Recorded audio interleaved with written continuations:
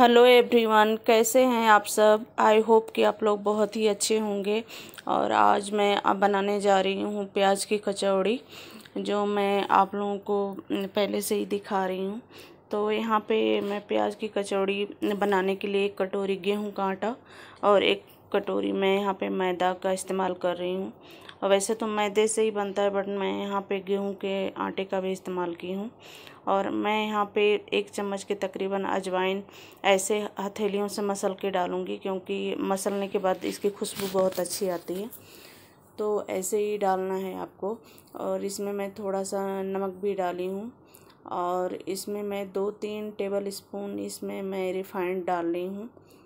आप कुछ भी घी का भी इस्तेमाल कर सकते हैं, बट रिफाइंड चाहे सोयाबीन ऑयल है, कोई भी ऑयल हो, तो उससे क्रिस्पी ज़्यादा बनता है कचौड़ी और अच्छी बनती है। तो इसलिए हमने यहाँ पे रिफाइंड का इस्तेमाल किया है। और ऐसे ही आपको दोनों हाथों से बहुत अच्छी तरह से इसको मसलना है। और इसका हाथ में ऐसे मुट्ठी बना के ऐसे देखना है, तो डो की तरह होगा, तो आप समझ जाइए कि आपका आटा अच्छे से तैयार हो गया है।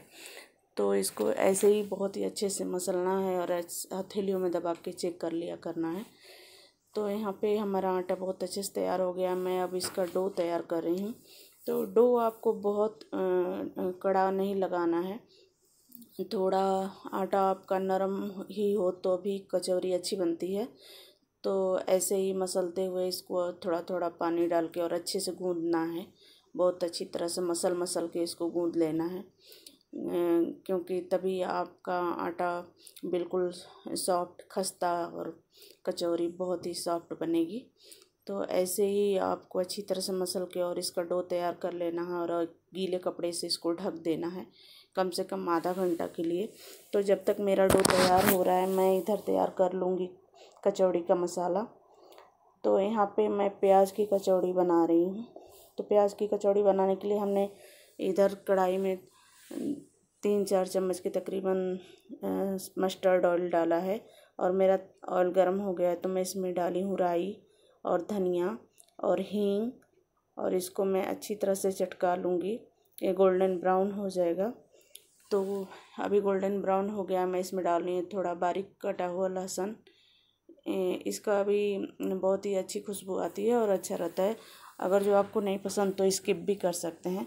तो मुझे तो लहसुन का टेस्ट बहुत ही पसंद है, इसलिए मैं डाल रही हूँ। और बारीक कटी हुई हरी मिर्च डाल दिया हमने। और इसको थोड़ा गोल्डन ब्राउन होने तक मैं भून लूँगी। इसके बाद मैं इसमें जो आलू बॉयल करके रखी हूँ पहले से ही छील के, उसको मैं मसल के डालूँगी।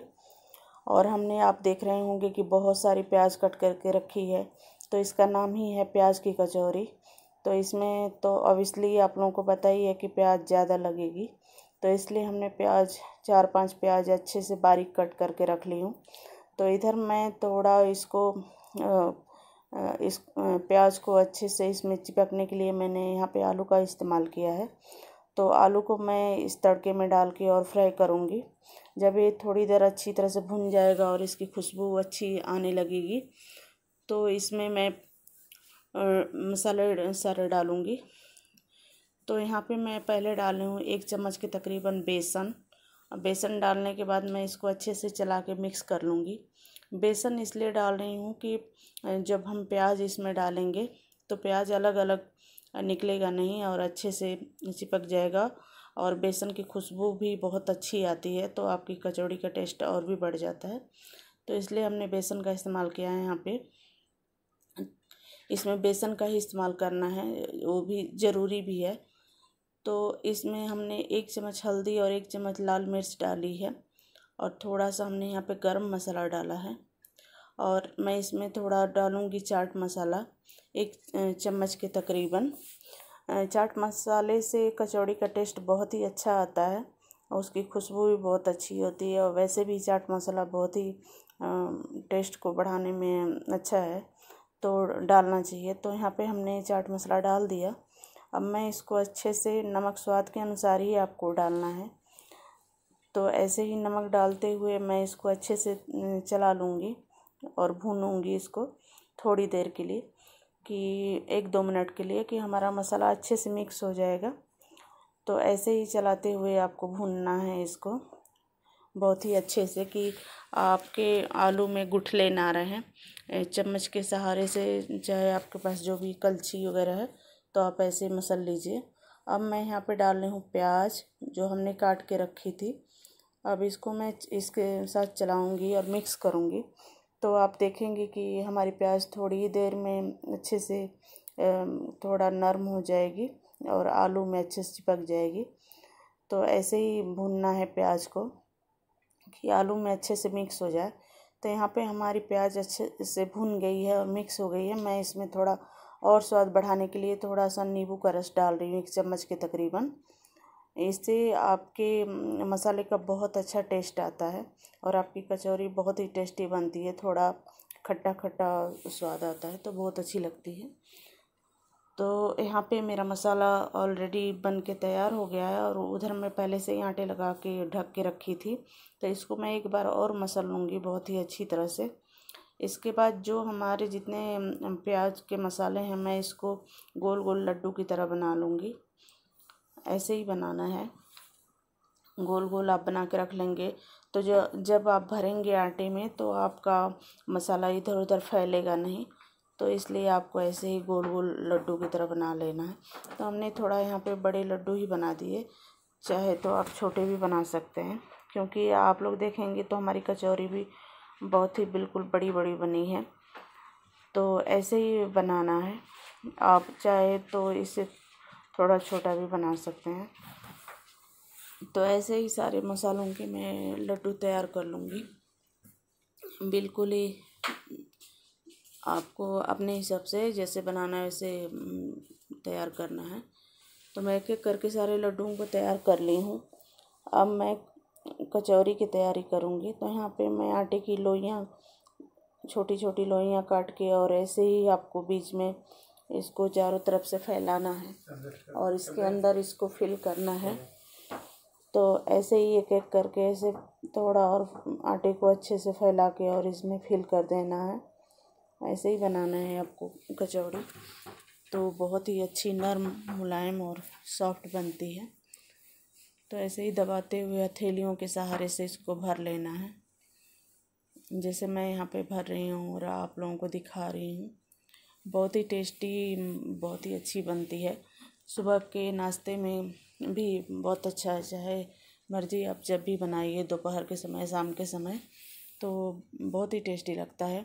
क्योंकि दुकान पे भी प्याज की कचौरियाँ बनाते हैं, बट जितना घर में हम बनाते हैं टेस्टी होता है उतना नहीं होता है।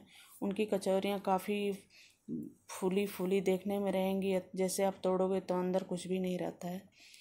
तो वैसे ही आपको ऐसे दबाते ही भरना है इसको अच्छी तरह से। थोड़ा ज़्यादा ही मसाले यहाँ पे भरने से आपकी कचौरी और भी स्वादिष्ट लगेगी। ये नहीं लगेगा कि आप बिल्कुल ही आटा खा रहे हैं। तो ऐसे ही दबाते हुए जो ऊपर का एक्स्ट्रा होगा चाहे तो आप तोड़ के निकाल लीजिए, नहीं तो मैं तो यहाँ पे ऐसे ही दबा देती हूँ उसी के साथ में ही। और जब कचौरी फूलती है तो फिर वो उसी में अच्छे से पक जाता है और बहुत ही अच्छा लगता है।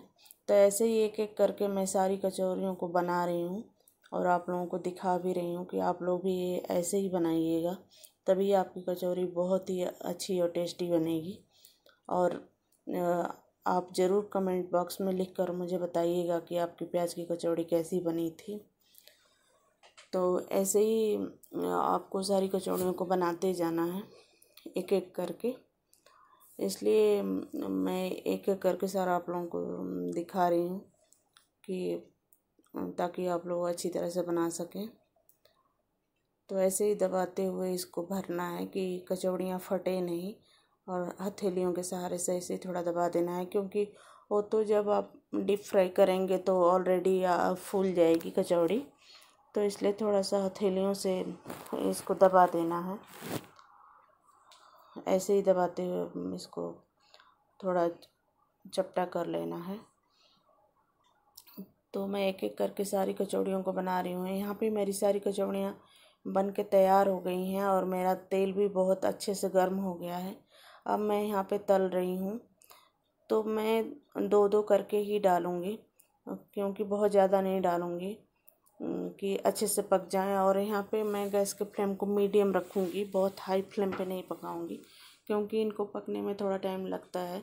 और जब ये गोल्डन ब्राउन हो जाएंगी तो मैं निकालूंगी। तो जैसे आप देख रहे हैं कि यहाँ पे मेरी कचौड़ियाँ गोल्डन ब्राउन हो गई हैं और बिल्कुल फूली फूली सी अच्छी बनी हैं, तो मैं निकाल रही हूँ। यहाँ पे हमने गैस के फ्लेम को धीमा कर दिया, क्योंकि ऑयल ऑलरेडी बहुत ज़्यादा गर्म हो गया था, तो इसलिए हमने धीमा कर दिया।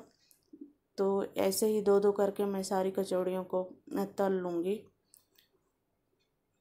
तो ऐसे ही तलना, आपको देख सकते हैं कितनी फूली फूली और अच्छी बनी है कचौड़ियाँ। बहुत ही टेस्टी बनी थी, बहुत अच्छी बनी थी। हम लोगों ने जब घर में खाया बहुत ही टेस्टी लग रही थी।